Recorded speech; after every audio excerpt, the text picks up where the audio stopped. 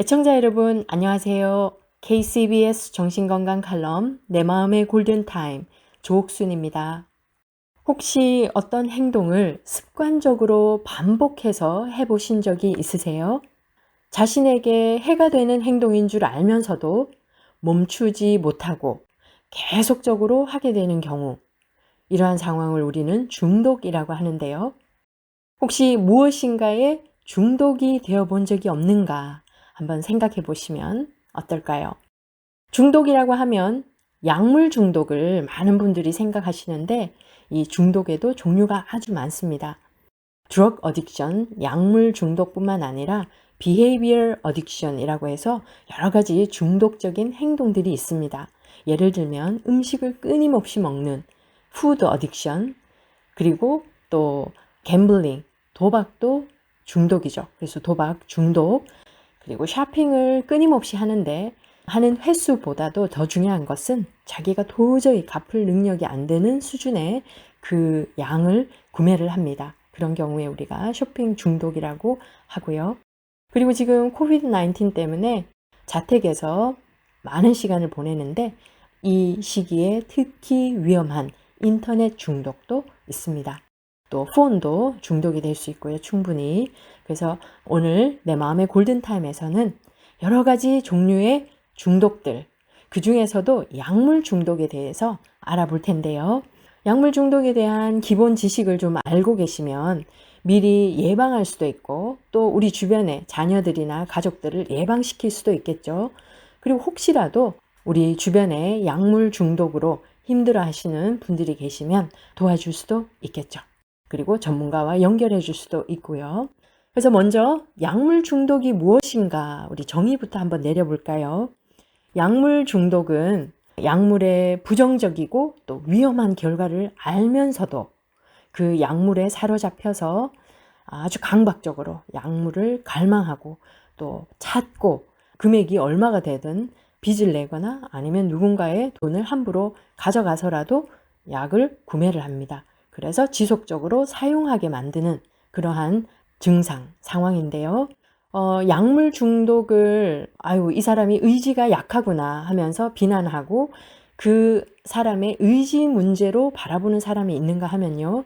근데 이 중독의 전문가들은 약물은 뇌의 구조가 기능이 변화되어서 나타나는 만성적인 뇌 질환으로 봅니다. 왜냐하면 자기가 잘못된 것, 또 해가 아주 위험한 것, 마지막에는 인생이 다 모든 것을 다 잃게 됩니다. 직장도 잃고 가족도 잃게 되고 자기 건강도 잃고 마지막엔 생명도 잃거든요. 그럼에도 불구하고 그것을 알면서도 통제하지 못하기 때문에 만성 질환이라고 보고, 또 한 가지는 약물 중독을 오랫동안 경험하게 되면 우리의 뇌에 변화가 생깁니다. 그래서 뇌 질환이다라고 전문가들은 보고 있고요.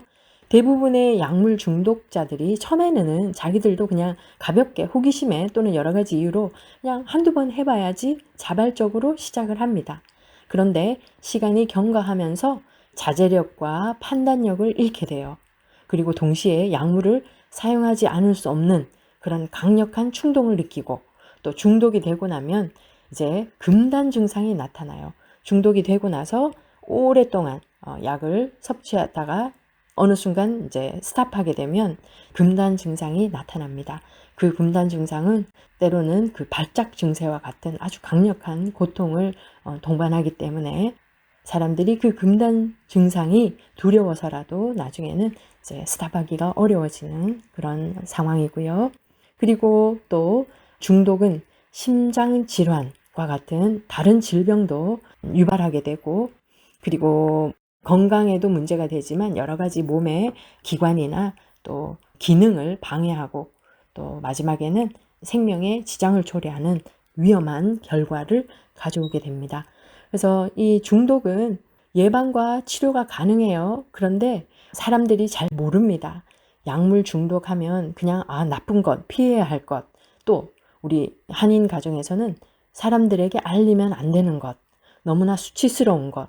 그래서 대부분은 모르고 그냥 쉬쉬하다가 더 심각하게 가는 경우가 많습니다.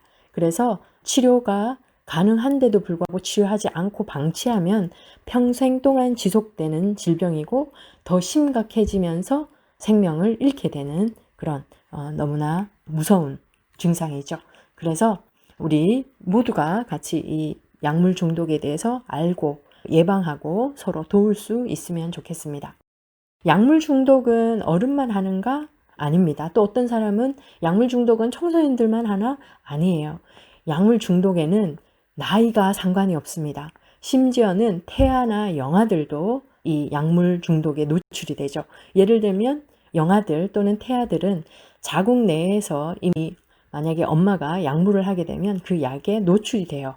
그래서 태어나면서 저체중아나 아니면 미숙아로 출생을 하게 됩니다.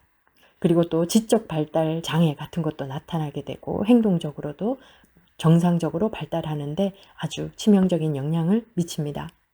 청소년기는 어떨까요?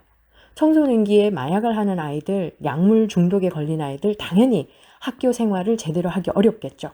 저조한 학교 성적, 그리고 아침에 일어나서 학교 등교, 하교 못합니다. 그래서 중도 탈락하는 경우가 굉장히 많고요.